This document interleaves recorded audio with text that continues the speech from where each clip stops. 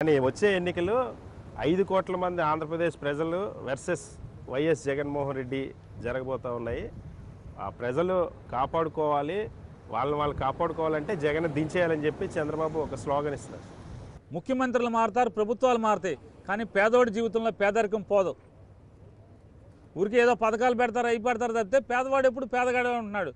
కేవలం ముఖ్యమంత్రులు మార్చలేనటువంటి, పోగొట్టలేనటువంటి పేదరికం ఆ ఇంట్లో పిల్లవాడి ఉన్నత చదువులు మాత్రమే ఆ ఇంట్లో పేదరికం పోగొట్టగలిగామని నమ్మేవాడు జగన్మోహన్ రెడ్డి గారు. అందుకే వేల కోట్ల రూపాయలు ఖర్చు పెట్టి స్కూళ్ళు విద్యా వ్యవస్థని ఆధునీకరణ చేస్తున్నాడు, విద్యా వ్యవస్థను పటిష్టం చేస్తున్నాడు.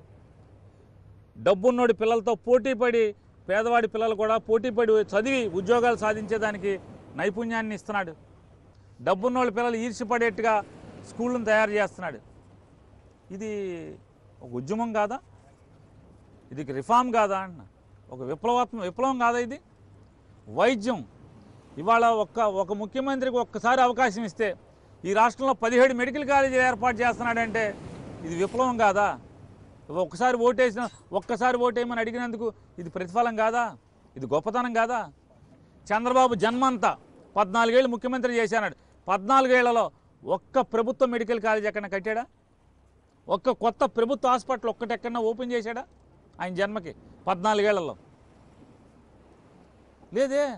ఇవాళ కుర్రోడు 50 ఏళ్ళు నిండలేదు, ఒక్కసారి అవకాశం అంటే జనం ఓటేస్తే ఎన్ని హాస్పిటల్స్ కట్టాడు?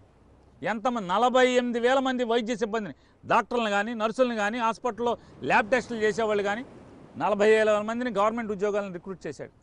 1,47,000 మంది సచివాలయ ఉద్యోగస్తులకి, నిరుద్యోగ పిల్లలకి పర్మనెంట్ ఉద్యోగులుగా క్రియేట్ చేశాడు. ప్రభుత్వ ఉద్యోగులుగా 62 ఏళ్ళకి రిటైర్ అవుతారు ఇవాళ వచ్చినటువంటి పిల్లలందరూ కూడా. ఏ ఊరైనా సరే ప్రభుత్వంలో ఒక పని కావాలంటే, ఒక సర్టిఫికేట్ కావాలంటే ఊరు పొలిమేర దాటకుండా ఇదివరకు ఎండిఓ ఆఫీస్ చుట్టూ తిరిగి, ఎంఆర్ఓ ఆఫీస్ చుట్టూ తిరిగి, ఆర్డీఓ ఆఫీస్ చుట్టూ తిరగాల్సిన పని ఉండేది. ఇవాళ ఊరు పొలిమేర దాటకుండా సచివాలయంలో పనులు ఇంటికి వచ్చి పనిచేసే పరిస్థితి. ఇదన్నీ గొప్పతనం కదా? ప్రతి నెల 2,000 కోట్ల రూపాయలు 63 లక్షల చిల్లర మందికి పెన్షన్లు ఇస్తున్నాడు. 63 లక్షల మందికి. భారతదేశంలో ఈ 28 రాష్ట్రాల్లో ఎక్కడ కూడా ఒక్క రాష్ట్రం మీరు చూపించండి కనీసం 9,000 కోట్ల రూపాయల సంవత్సరానికి పెన్షన్లకు డబ్బులు ఇచ్చేవాడు ఎవడున్నాడు? ఇతను 22,000 కోట్ల రూపాయలు డబ్బులు ఇస్తున్నాడు. పేదవాళ్ళకి నయా పైసా లంచం లేకుండా తెల్లవారుజామున నిద్ర లేపి చేతిలో పెట్టే డబ్బులు సంవత్సరానికి 22,000 నుంచి 24, రేపు జనవరి నుంచి 24,000 కోట్ల రూపాయలు. ఇవన్నీ ఒక్కసారి ఓటేసినందుకు కాదా? పేదవారందరికి కూడా వాళ్ళ పేదరికం పోటాకి పునాదులు వేస్తున్నాడు. చదువును పటిష్టపరిచి పేదవాడు అప్పులు పాలవకుండా వైద్యాన్ని సులభతరం చేశాడు. రోగం వస్తే అప్పులు పాలైపోకుండా వైద్య సౌకర్యం పెంచాడు. సాలీనా 4,000 కోట్ల రూపాయలు ఆరోగ్యశ్రీ కింద ప్రైవేట్ హాస్పిటల్కి డబ్బులు కడుతున్నాడు. సంవత్సరానికి 4,000 కోట్ల రూపాయలు ప్రైవేట్ హాస్పిటల్ కట్టే డబ్బు. మరి ఇదంతా అభివృద్ధి కాదా? పేదవాడు కుదేలైపోకుండా అప్పులు పాలవకుండా చేయడం మంచి కాదా?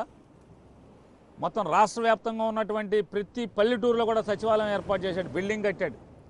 రైతుకు ధాన్యం విత్తనం సప్లై చేసిన దగ్గర నుంచి ఇల్లు కదలకుండా, ఊరు కదలకుండా, పొలం కదలకుండా గవర్నమెంటే గిట్టుబాటు ధర ఇచ్చేట్టుగా ధాన్యం కొంటున్నాడు. మరి ఇది అభివృద్ధి కాదా?